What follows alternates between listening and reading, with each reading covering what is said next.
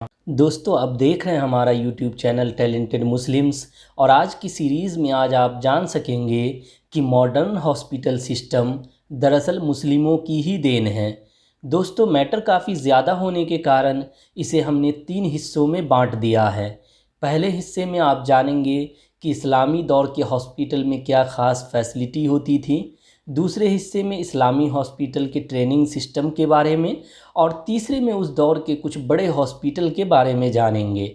बाकी दोनों वीडियो का लिंक डिस्क्रिप्शन में है। जब यूरोप और अमेरिका के लोग बीमारियों को भूत प्रेत की देन मानते थे और ऐसा मानते थे कि इंसान उसे ठीक कर ही नहीं सकता, उस दौर में मुस्लिमों ने दुनिया को हॉस्पिटल सिस्टम दिया। दुनिया को दिखाया और सिखाया कि हर बीमारी का इलाज है। इसके पीछे पैगंबर मोहम्मद सल्लल्लाहु अलैहि वसल्लम का वह स्टेटमेंट या कॉल था जिसमें उन्होंने कहा था कि खुदा कोई ऐसी बीमारी नहीं देता है जिसका इलाज न हो। हुजूर सल्लल्लाहु अलैहि वसल्लम ने कहा कि खुदा ने बीमारियों के साथ इलाज भी भेजा है। हर बीमारी का इलाज है, उसे ढूंढो। यह भी हकीकत है कि मुस्लिमों ने ही मेडिकल के पेशे को सिस्टमेटिक शक्ल दी। खलीफा मामून रशीद के दौर में लाइसेंस सिस्टम पेश किया गया। उसमें दवा बनाने वालों और उसे बेचने वालों के साथ साथ चिकित्सकों यानी डॉक्टर के लिए एग्ज़ाम सिस्टम शुरू किया गया। एग्ज़ाम पास करने के बाद ही उनको लाइसेंस मिलता था और प्रैक्टिस करने के लिए लाइसेंस ज़रूरी होता था। लाइसेंस शुदा फार्मासिस्ट यानी दवा साजों को सैयदाला कहा जाता था। दुनिया में दवा की पहली दुकान भी मुस्लिमों के दौर में ही बगदाद में खुली। फ़िलहाल आप देख रहे हैं इस सीरीज का पहला हिस्सा। आइए करते हैं कहानी की शुरुआत। कायदे से हॉस्पिटल सिस्टम की शुरुआत इस्लाम के सुनहरे दौर में हुई थी। उसे बीमारिस्तान के नाम से जाना जाता था। इस्लामी दौर का बीमारिस्तान ही मॉडर्न हॉस्पिटल सिस्टम की बुनियाद बना। ऐसा नहीं कि इससे पहले भी इलाज का सिस्टम था, लेकिन जिस तरह इस्लामी दौर में मॉडर्न हॉस्पिटल की तर्ज पर बीमारिस्तान खोला गया वैसा पहले नहीं होता था। पहले कुटिया या तंबू या फिर किसी वैद्य के आश्रम में इलाज होता था। इस्लामी दौर में हॉस्पिटल की एक सिस्टमेटिक बुनियाद रखी गई। जिस तरह आज हॉस्पिटल में कई डिपार्टमेंट होते हैं, उसी तरह बीमारिस्तान में भी कई डिपार्टमेंट या शोबे होते थे। आज के ओपीडी की तरह आम बीमारियों का एक अलग डिपार्टमेंट होता था। इसी तरह सर्जरी, आँख, कान, नाक के इलाज का अलग डिपार्टमेंट, हड्डियों और दिमागी बीमारियों के लिए अलग डिपार्टमेंट होता था। बड़े हॉस्पिटल में और भी कई अलग अलग डिपार्टमेंट होते थे।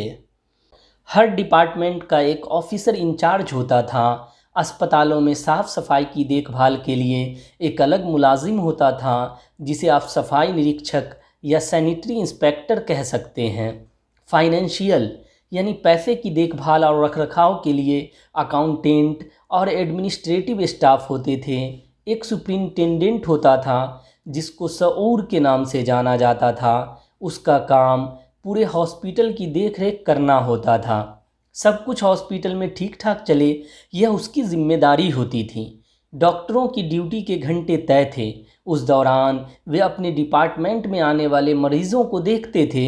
हर हॉस्पिटल में लाइसेंस शुदा फार्मासिस्ट और नर्स होती थी। मेडिकल स्टाफ की तनख्वाह सरकारी कानून के मुताबिक तय होती थी। सलाहियतमंद लोगों को अच्छी तनख्वाह दी जाती थी। इस्लामी हॉस्पिटल की फंडिंग वक्फ की प्रॉपर्टी से होती थी। वक्फ उस प्रॉपर्टी को कहा जाता है जो दौलतमंद या हुक्मरान तबका बीमारिस्तान को प्रॉपर्टी डोनेट कर देता था। उस प्रॉपर्टी से आने वाले पैसे हॉस्पिटल बनाने और उसके रखरखाव पर खर्च होते थे। उसमें से कुछ पैसे मरीज़ों को भी हॉस्पिटल से डिस्चार्ज होते समय दिया जाता था।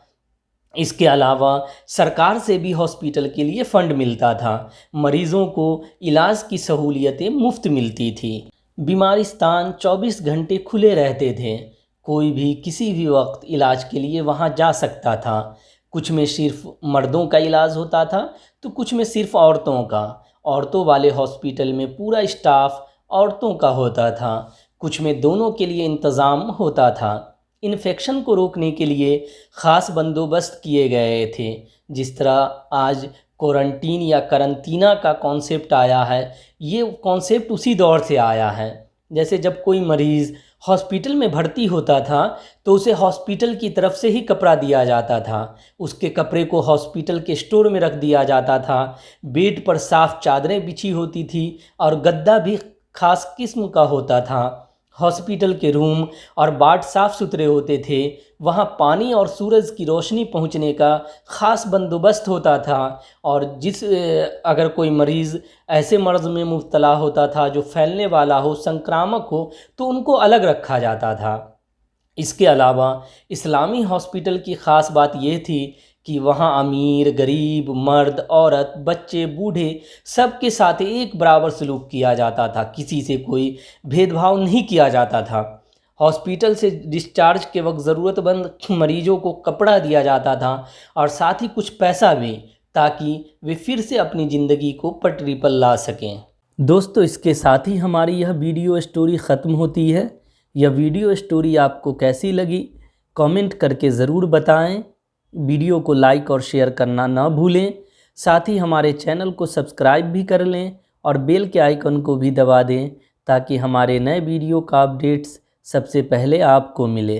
फिर मिलते हैं नए वीडियो के साथ, तब तक के लिए खुदा हाफिज़।